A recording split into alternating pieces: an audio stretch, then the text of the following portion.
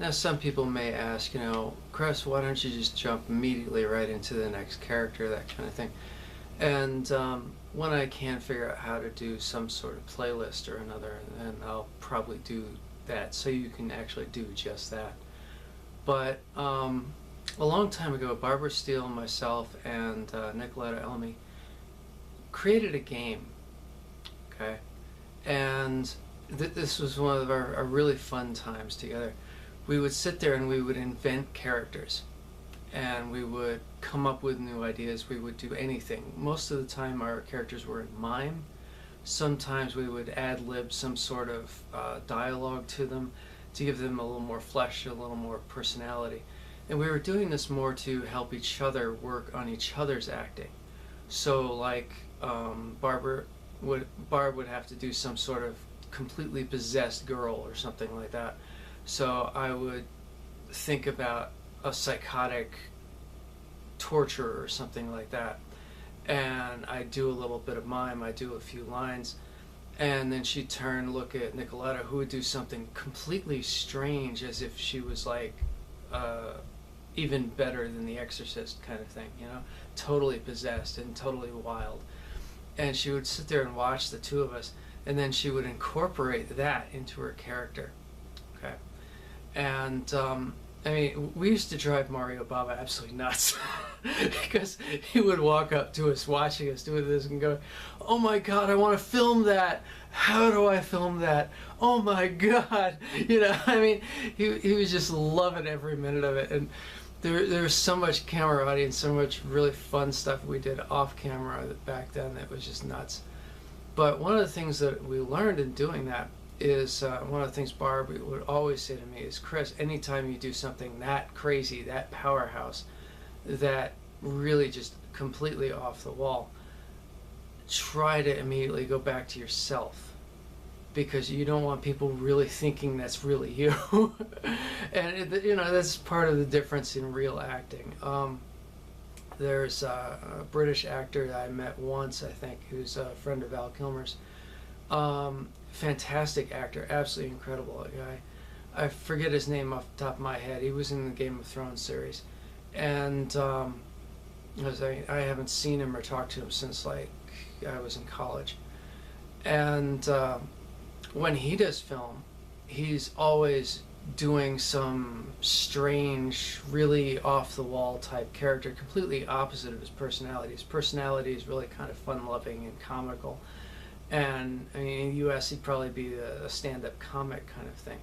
And in Italy or in England, he's such a over-the-top actor that sometimes people forget who he really is, which happens a lot with classical acting. I mean, you're really throwing everything you've got into that character.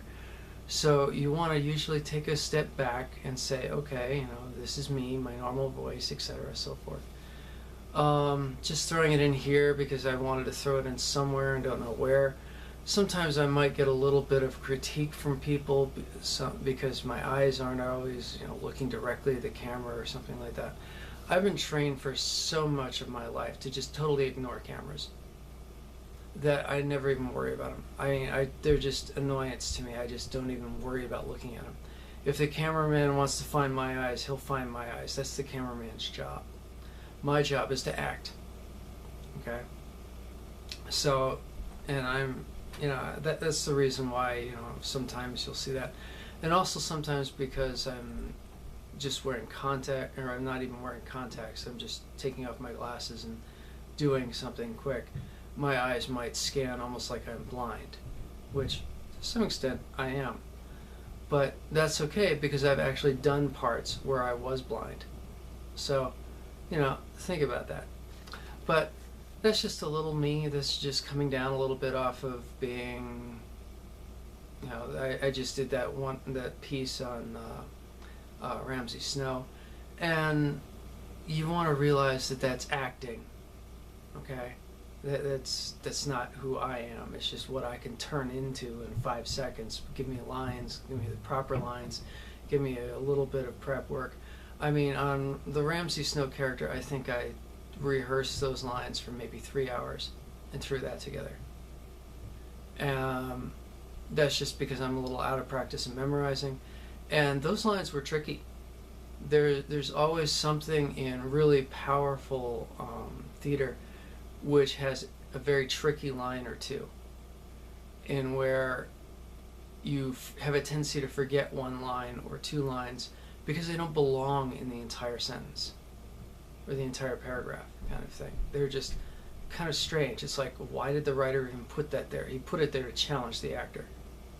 Okay, and that's a lot of things. Also, if you look at Ramsey Snow, I mean, the British actor that did it, I think he's actually Irish. Incredible actor, just absolutely incredible actor. He did a fantastic job when he did Ramsey Snow. And when you look at my version, the only real difference you can notice is the fact that when I portray Ramsey, I think of it more as he was enjoying it, whereas he looks in the film almost like he's bored. And that isn't criticism.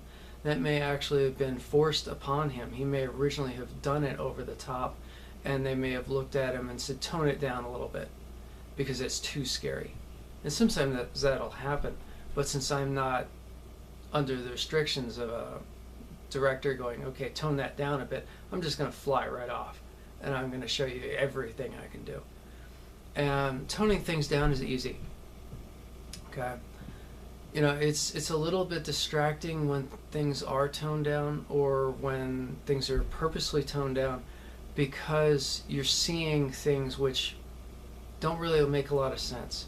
If you look at the character of Ramsey Snow throughout the entire piece of Game of Thrones, every episode, he looks like he's enjoying everything he's doing, except when it comes to the torture. Then it seems like he's bored.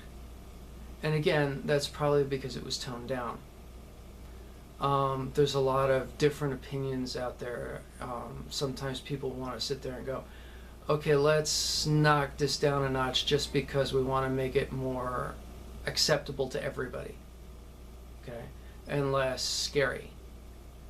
Like I said, you do have to bring it through a filter just to say, is this really going to be horror? Or do I have to tone it down a notch? And that's what that is. Okay? The next ones I'll do will be quite interesting. So see you later.